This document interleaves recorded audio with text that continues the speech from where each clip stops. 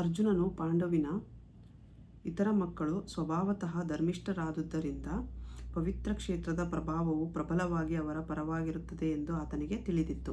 ಧೃತರಾಷ್ಟ್ರನಿಗೆ ಇನ್ನೊಂದು ವಿಷಯನೂ ಕೂಡ ಗೊತ್ತಿತ್ತು. ಏನಂದರೆ, ಅರ್ಜುನನಂತಹ ಪಾಂಡವರು ಧರ್ಮನಿಷ್ಠೆಯಲ್ಲೇ ಮುಳುಗಿರೋದ್ರಿಂದ, ಸತ್ಯ ನ್ಯಾಯ ನೀತಿ ಅನ್ನೋ ಇದರಿಂದನೇ ಇರೋದ್ರಿಂದ ಅವ್ರಿಗೆ ಆ ಧರ್ಮಕ್ಷೇತ್ರದ ಎಫೆಕ್ಟ್ ಹೆಲ್ಪ್ ಆಗುತ್ತೆ ಅನ್ನೋದು ಕೂಡ ಅವನಿಗೆ ಗೊತ್ತಿತ್ತು.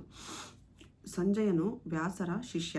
ಅವರ ಕೃಪೆಯಿಂದ ಆತನು ಧೃತರಾಷ್ಟ್ರನ ಕೋಣೆಯಲ್ಲಿದ್ದಂತೆಯೇ ಕುರುಕ್ಷೇತ್ರ ಯುದ್ಧವನ್ನು ಕಾಣಲು ಸಮರ್ಥನಾಗಿದ್ದ. ಆದುದರಿಂದ ಧೃತರಾಷ್ಟ್ರನ ಯುದ್ಧ ಭೂಮಿಯಲ್ಲಿ ಏನಾಗುತ್ತಿದೆ ಎಂದು ಕೇಳುತ್ತಿದ್ದ.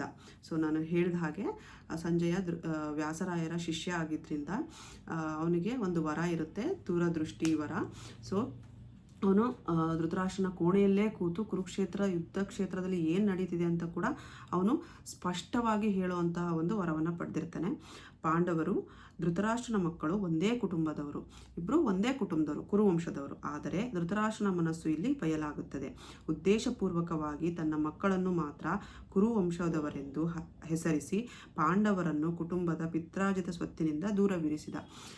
ದುರ್ಯೋಧನ ಮಾತ್ರ ಅಲ್ಲ, ಇವನ್ ಧೃತರಾಷ್ಟ್ರನಿಗೂ ಕೂಡ ಪಾಂಡವನ ಮಕ್ಕಳು ರಾಜ್ಯವನ್ನು ಆಳಬೇಕು ಅನ್ನೋ ಯಾವ ಆಸೆ ಕೂಡ ಇರೋದಿಲ್ಲ. ಅವನಿಗೆ ಅವನ ಮಕ್ಕಳು ಮಾತ್ರ ನಡ್ಸ್ಕೊಂಡು ಹೋಗಬೇಕು, ಮುಂದೆ ಕೌರವರು ಮಾತ್ರ ಕುರುವಂಶವನ್ನು ನಡ್ಸ್ಕೊಂಡು ಹೋಗ್ಬೇಕು ಅನ್ನೋ ಆಸೆ ಇರುತ್ತೆ. ಅದಕ್ಕೋಸ್ಕರನೇ ಅವನು ಸ್ಟಾರ್ಟಿಂಗಲ್ಲೇ ಕೌರವರು ತನ್ನ ಮಕ್ಕಳು ಮತ್ತು ಪಾಂಡವರು ಅಂತಲೇ ಹೇಳ್ತಾನೆ.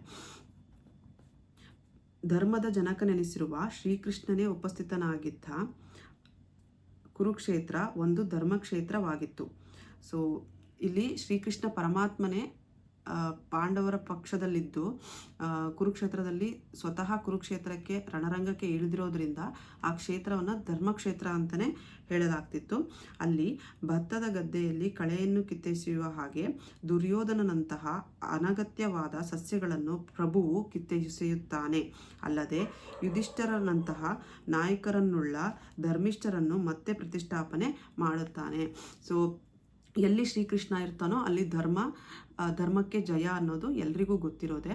ಸೊ ಎಷ್ಟು ಚೆನ್ನಾಗಿ ಎಕ್ಸಾಂಪಲ್ ಕೊಟ್ಟಿದ್ದಾರೆ ಅಂತಂದರೆ, ಭತ್ತದ ಗದ್ದೆಯಲ್ಲಿ ಇರುವಂತಹ ಕಸವನ್ನು ನಾವು ಹೇಗೆ ಕಿತ್ತೆಸೆಯುತ್ತೇವೋ ಹಾಗೆ ಅಧರ್ಮ ಮಾಡುವಂತಹ ದುರ್ಯೋಧನನಂತಹ ಎಷ್ಟೋ ಜನರನ್ನು ಶ್ರೀಕೃಷ್ಣ ಇಲ್ಲಿ ಕಿತ್ತೆಸೆಯುತ್ತಾನೆ. ಜೊತೆಗೆ ಧರ್ಮಿಷ್ಠರಾದಂತಹ ಅಂದರೆ ಧರ್ಮರಾಯರಂತಹ ಧರ್ಮ ನ್ಯಾಯ ನೀತಿ ಪಾಲಿಸುವಂಥವ್ರನ್ನ ಪ್ರತಿಷ್ಠಾಪನೆ ಮಾಡೋದರಲ್ಲಿ ಶ್ರೀಕೃಷ್ಣ ಯಾವಾಗಲೂ ಮುಂದಿರ್ತಾನೆ. ಈ ನಿರೀಕ್ಷೆ ಪ್ರಸ್ತುತ ವಿಷಯಗಳ ಆರಂಭದಿಂದಲೇ ಇದೆ. ಐತಿಹಾಸಿಕ ಮತ್ತು ವೈದಿಕ ಪ್ರಾಮುಖ್ಯತೆ ಜೊತೆಗೆ ಧರ್ಮಕ್ಷೇತ್ರ ಕುರುಕ್ಷೇತ್ರ ಎಂಬ ಶಬ್ದಗಳಿಗೆ ಈ ಮಹತ್ವವೂ ಇದೆ. ಬರೀ ಮಹಾಭಾರತ ಕುರುಕ್ಷೇತ್ರ ಅನ್ನೋದಷ್ಟೇ ಅಲ್ಲ, ಧರ್ಮಕ್ಷೇತ್ರ ಅನ್ನೋದು ಕೂಡ ಒಂದು ಮಹತ್ವವಾದ ಒಂದು ಶಬ್ದವೇ ಆಗಿರುತ್ತದೆ.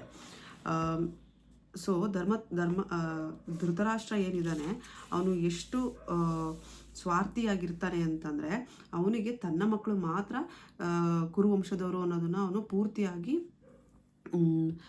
ಬಿಲೀವ್ ಮಾಡ್ತಾ ಇರ್ತಾನೆ.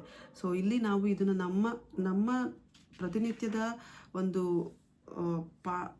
ನಾಲೆಡ್ಜ್ ಆಗಿ ಹೇಗೆ ತಗೋಬೋದು ಅಂತಂದರೆ, ಧರ್ಮಕ್ಷೇತ್ರ ಕುರುಕ್ಷೇತ್ರ ಅಂತ ಅಂದರೆ, ಸೊ ನಾವು ಧರ್ಮಕ್ಷೇತ್ರ ಅನ್ನೋದನ್ನು ನಾವು ನಮ್ಮ ಮನೆಗೆ ಅಥವಾ ನಾವು ಕೆಲಸ ಮಾಡ್ತಿರುವಂತಹ ಜಾಗಕ್ಕೆ ನಾವು ತಗೋಬೋದು. ಮಾಮಕಃ ಅಂತಂದರೆ ನನ್ನವರು, ನನ್ನ ಪಕ್ಷದವರು, ನನ್ನ ಮನೆ, ನನ್ನ ಗಂಡ, ನನ್ನ ಮಕ್ಕಳು ಅಥವಾ ನನ್ನವರು ಅಂತ ನಾವು ಏನು ತುಂಬ ಅತಿಯಾದ ನಂಟನ್ನು ಇಟ್ಕೊಂಡಿರ್ತೀವಿ ಅಂತಹವರು. ಪಾಂಡವಶ್ಚೈವ ಅಂತಂದರೆ ನಮ್ಮೊಳಗಡೆನೇ ನಡೀತಿರೋ ಅಂತಹ ಯುದ್ಧ. ಪಾಂಡವರು ಕೌರವರು ಅಂತಂದರೆ ಕ್ಲಿಯರ್ ಆಗಿ ಪಾಂಡವರು ಅಂದರೆ ಸತ್ಯ ಧರ್ಮ ಮತ್ತು ಕೌರವರು ಅಂತಂದರೆ ಅನ್ಯಾಯ ಮತ್ತು ಅಹಂಕಾರ. ಪ್ರತಿ ಸಾರಿನೂ ನಮ್ಮ ಮನಸ್ಸಲ್ಲಿ ಒಂದು ಯುದ್ಧ ನಡೀತಿರುತ್ತೆ. ಯಾವುದೇ ಒಂದು ನಿರ್ಧಾರವನ್ನು ತಗೊಳ್ಳುವಾಗ ನಾವು ಒಳ್ಳೆಯದು ಕೆಟ್ಟದನ್ನು ತುಂಬ ಚೆನ್ನಾಗಿ ಯೋಚನೆ ಮಾಡಬೇಕು. ಯಾವುದರಿಂದ ಅಂದರೆ ಸಂಜಯ ಅಂದರೆ ಇಲ್ಲಿ ವಿವೇಕ ಅಥವಾ ಬುದ್ಧಿ ಅಂತ ಹೇಳ್ತೀವಿ. ಸೊ ವಿವೇಕ ಅಥವಾ ಬುದ್ಧಿಯಿಂದ ನಾವು ಯಾವುದೇ ನಿರ್ಧಾರ ತಗೊಳ್ಳುವಾಗ ತುಂಬ ಯೋಚನೆ ಮಾಡಿ ಆ ನಿರ್ಧಾರವನ್ನು ತಗೋಬೇಕು. ಅರ್ಥಾತ್ ಧರ್ಮದ ಕಡೆಗೆ ಅದು ಹೋಗುವಂತಹ ನಿರ್ಧಾರವನ್ನು ತಗೋಬೇಕು, ಸತ್ಯದ ಕಡೆಗೆ ಹೋಗುವಂಥ ನಿರ್ಧಾರವನ್ನು ತಗೋಬೇಕು. ಆವಾಗ ನಮ್ಮ ಬದುಕಲ್ಲಿ ಗೆಲುವು ಅನ್ನೋದು ಸಿಗುತ್ತೆ. ಅದು ಬಿಟ್ಟು ನಮಗೆ ಗೊತ್ತಿದ್ದೂ ನಾವು ನಮ್ಮ ಅಹಂಕಾರದಿಂದ ಅಸತ್ಯದ ದಾರಿಯಲ್ಲಿ ನಡೆದ್ರೆ, ಅಂದರೆ ನನ್ನವರಿಗೋಸ್ಕರ ನಾನು ಈ ಥರ ಇರ್ತೀನಿ ಅಂತ ನಾವು ಹೋದರೆ ಅಲ್ಲಿ ನಮಗೆ ನೋವು ಜಾಸ್ತಿ ಆಗುತ್ತೆ, ಜೊತೆಗೆ ಅನ್ಯಾಯ ಮಾಡಿದಾಗೆ ಆಗುತ್ತೆ. ಅದಕ್ಕೋಸ್ಕರ ಧರ್ಮದಾರಿಯಲ್ಲಿ ನಡಿಬೇಕು ಅಂತಂದರೆ ಜ್ಞಾನ ಅನ್ನೋದು ತುಂಬ ಇಂಪಾರ್ಟೆಂಟ್. ಯಾರಿಗೆ ಒಳ್ಳೆಯ ಜ್ಞಾನ, ವಿವೇಚನೆ ಮಾಡುವಂತಹ ಬುದ್ಧಿ ಇರುತ್ತೋ ಅಂಥ ವ್ಯಕ್ತಿ ಧರ್ಮದ ದಾರಿಯಲ್ಲಿ ನಡೀತಾನೆ, ಅವನಿಗೆ ಗೆಲುವು ಕೂಡ ಸಿಗುತ್ತೆ. ಇದಿಷ್ಟು ಶ್ಲೋಕ 1. ಇಲ್ಲಿಗೆ ನಿಲ್ಲಿಸೋಣ. ಹರೇ ಕೃಷ್ಣ ಕೃಷ್ಣ ಕೃಷ್ಣ ಹರೇ ಹರೇ, ಹರೇ ರಾಮ ರಾಮ ರಾಮ ಹರೇ ಹರೇ. ಹರೇ ಕೃಷ್ಣ. Thank you.